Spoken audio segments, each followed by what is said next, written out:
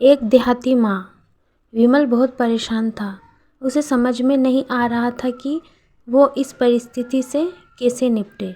वो अपनी माँ को बहुत चाहता था, किंतु उसकी पत्नी और बच्चे उसकी माँ से बहुत दूर भागते थे, क्योंकि उसकी माँ की एक आँख नहीं थी, साथ ही उसकी कमर भी 90 अंश पर झुकी हुई थी। वैसे वह अपना काम सब खुद कर लेती है, किंतु फिर भी वो उसकी पत्नी और बच्चों के लिए हमेशा खटकती है। दादी, आप ऊपर के कमरे में जाओ, मेरे दोस्त आ रहे हैं, विमल के बेटे अखिल ने बड़े बेरुखी से कहा। पर बेटा, मैं तो यहाँ बहुत दूर बैठी हूँ, विमल की माँ ने बहुत प्यार से कहा। नहीं, आप उनके सामने मत रहो, वो मुझे चिढ़ाते हैं, अखिल ने ज़ोर से डांटते हुए कहा। क्या हुआ अखिल, क्यों चिल्ला रहे हो? विमल की पत्नी कामनी ने किचन से ही आवाज़ लगाई। देखो ना माँ, ये दादी यही ड्राइंग रूम में बैठी है और मेरे दोस्त आ रहे हैं, अखिल ने शिकायत भरे लहजे में कहा।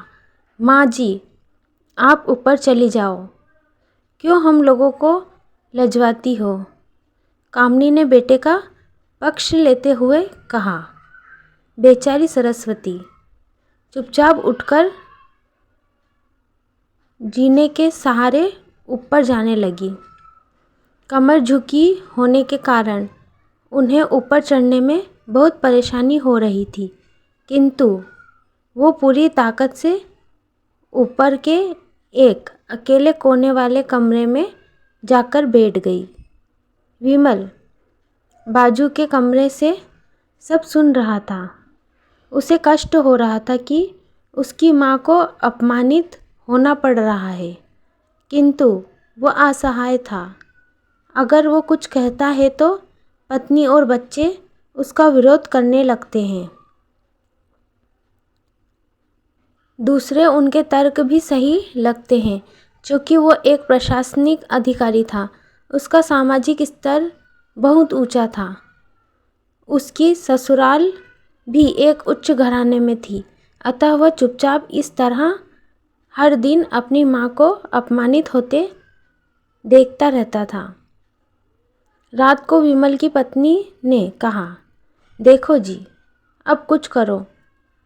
कल कलेक्टर साहब की पत्नी आई थी, माँ जी अपनी देशी धुन धारा में उनसे मिली। मुझे बहुत शर्म आ रही थी, बताते हुए कि ये मेरी सास है।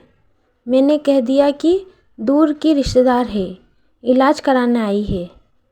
विमल को रोना आ गया, किंतु फिर भी वह चुप रहा। उसे समझ में नहीं आ रहा था कि वो क्या करे। अपने बेटे की मनस्थिति को सरस्वती अच्छी तरह से जानती थी और बेटे को कोई कष्ट न हो, इसलिए वो हर बात को चुपचाप सह लेती थी। विमल बहुत उदास रहने लगा। एक तरफ परिवार और सामाजिक स्तर पर जीने की प्रतिबद्धता थी, तो दूसरी ओर माँ। आखिर माँ से अपने बेटे की यह हालत नहीं देखी गई। एक दिन उसने अपने बेटे से कहा, विमल, बहुत दिन हो गए हैं, मैं अपने गांव जाना चाहती हूँ, मुझे वहाँ पहुँचा दो। किंतु माँ, वहाँ तो कोई नहीं है, तुम्हारी देखभाल कौन करेगा? विमल ने आश्चर्य से पूछा। अरे सब गांव वाले तो है, और वो तुम्हारे मामा जी तो उसी गांव में रहते हैं, और फिर हम सारी व्यवस्थाएं कर आएंगे ना। कामनी को तो जैसे मन की मुराद मिल गई हो। हाँ बेटा, बहू सही कह रही है, सरस्वती ने लंबी सांस लेते हुए कहा। विमल जानता था कि गांव में माँ की देखभाल करने वाला कोई नहीं है, लेकिन अपनी पत्नी की जिद के कारण वह अपनी माँ को गांव छोड़ने पर विवश हो गया। माँ को गांव छोड़कर आते वक्त उसे रोना आ रहा था तथा अपनी बेबसी पर गुस्सा भी आ रहा था, किंतु परिवार, पत्नी और समाज ने उसके इन मनोभावों को दबा दिया और वो सुकून सा महसूस करने लगा। कुछ दिनों के बाद उसके चाचा, जो अमेरिका में रहते थे, आने वाले थे। जब विमल बहुत छोटा था, उसके पिता जीवित थे, तब वो भारत आए थे और उसके बाद वो अब भारत आने वाले थे। पूरा परिवार और आस पड़ोस बहुत उत्साहित था। अमेरिका से विमल के डॉक्टर चाचा आ रहे थे।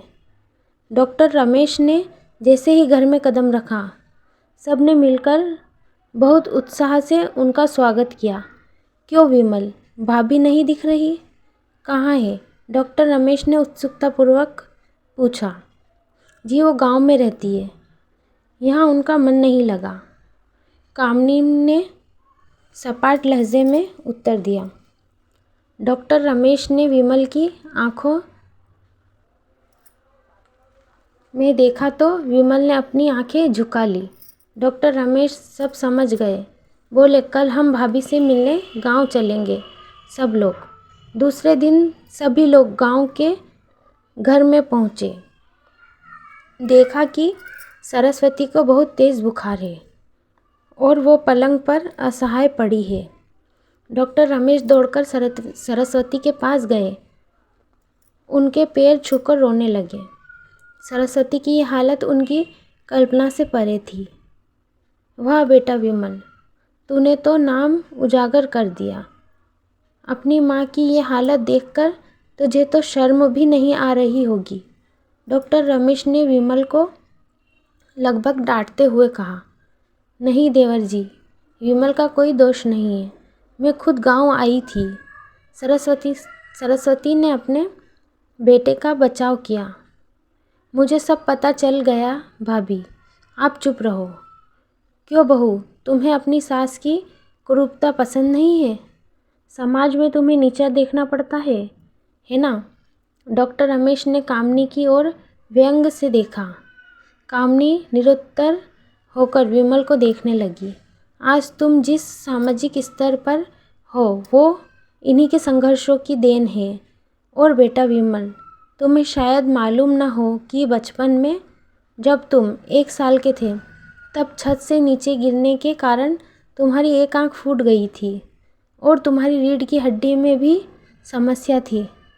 तब तुम्हारी इस कुरूप माँ ने अपनी एक आंख और अपना बोन मेरो तुम्हें देकर इतना सुंदर स्वरूप दिया था। कामनी बेटा, इतने सालों तक संघर्ष करके बेटे को प्रशासनिक अधिकारी बनाने वाली इस संघर्षशील औरत की तुम लोगों ने यह दशा कर दी। तुम्हें ईश्वर कभी माफ़ नहीं करेगा। डॉक्टर रमेश की आंखों से आंसू जलधारा बह रही थी। अब भाभी, आप मेरे साथ अमेरिका जाएंगी, यहाँ इन स्वार्थी लोगों के बीच नहीं रहेगी। डॉक्टर रमेश ने सरस्वती से कहा। विमल को तो काटे तो खून नहीं था। डॉक्टर रमेश जो उसके चाचा थे, उन्होंने जो राज बताया, उसके बाद तो विमल को यही लग रहा था कि उससे ज़्यादा पापी इंसान इस दुनिया में कोई और है ही नहीं। वह दौड़ता गया और माँ सरस्वती के कदमों से लिपट गया। माँ, मेरा अपराध अक्षम्य है। मैं जानबूझकर चुप्पी साधे रहा, आपका अपमान करवाता रहा। अब सिर्फ आप ही उस घर में मेरे साथ रहेंगी और कोई नहीं।